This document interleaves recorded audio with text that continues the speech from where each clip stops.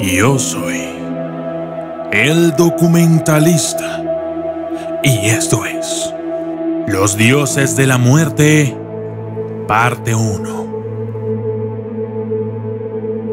La idea del infierno, simplemente de un lugar destinado a ser habitado por los muertos, es algo que ha estado presente en la religión y en la mitología de muchas culturas desde el inicio de la civilización. Dentro de este tipo de creencias han surgido múltiples deidades vinculadas a la muerte, tales como las que veremos a continuación. Mitología griega. Hades. Hades nació del dios Cronos y la diosa Rea, teniendo como hermanos a Poseidón, Hera, Zeus, Hestia y Deméter.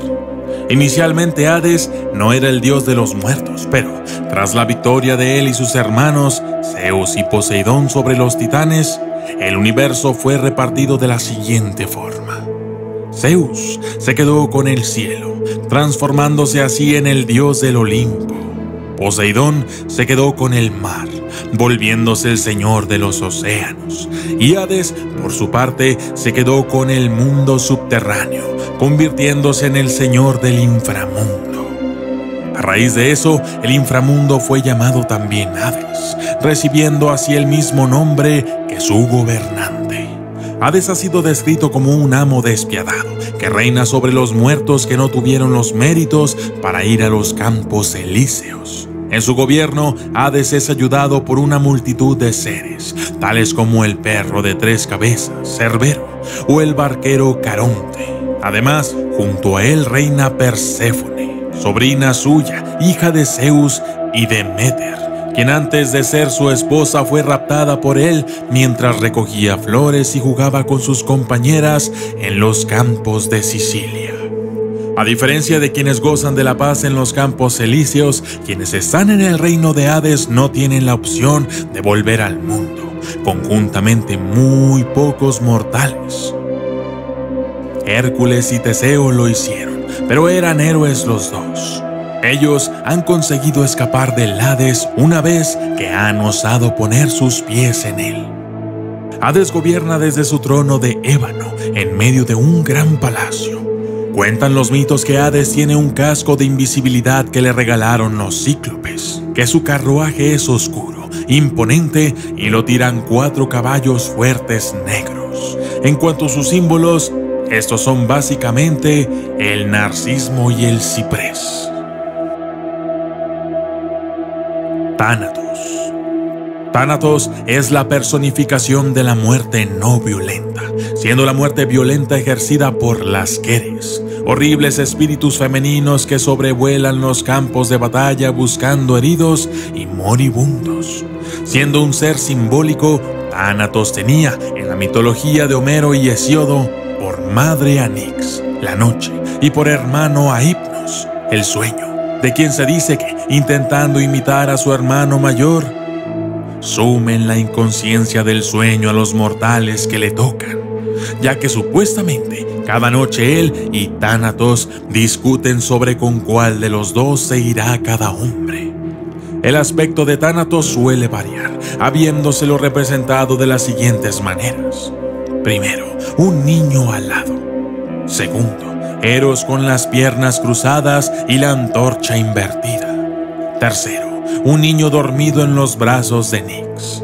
Cuarto, un joven llevando una mariposa que representa el alma o una corona de amapolas, asociadas al dios y a su hermano por sus propiedades hipnagógicas. 5. Un joven alado con una espada envainada en el cinturón. 6. Un hombre o un joven vestido de negro y con una espada.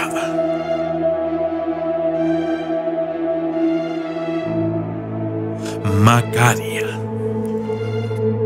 La Macaria que comúnmente se conoce es la hija de Heracles, pero hay otra Macaria mencionada en el Suda, gran enciclopedia bizantina del siglo X.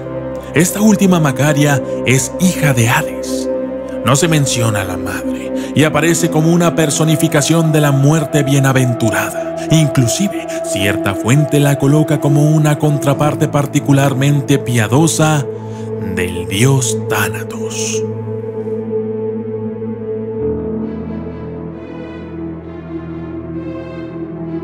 Mitología romana.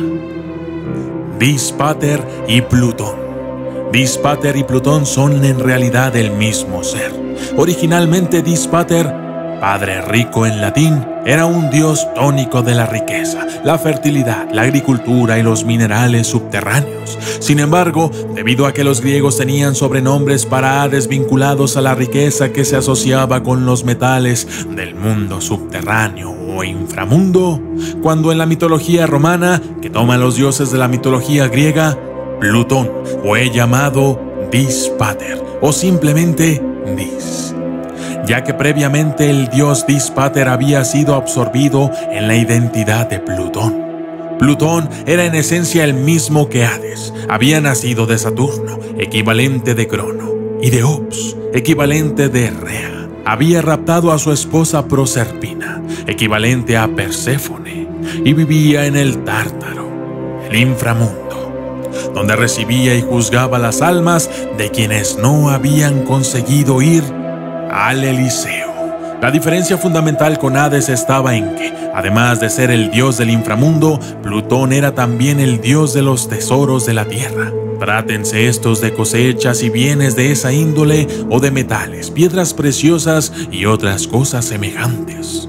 El aspecto de Plutón era a veces el de un hombre de larga y espesa barba, facciones duras y expresión sombría, cetro negro y un casco mágico cubierto con piel. A veces se le representaba en un trono de ébano, se lo retrataba con sus 4 caballos negros o con un cerbero, su perro de 3 cabezas.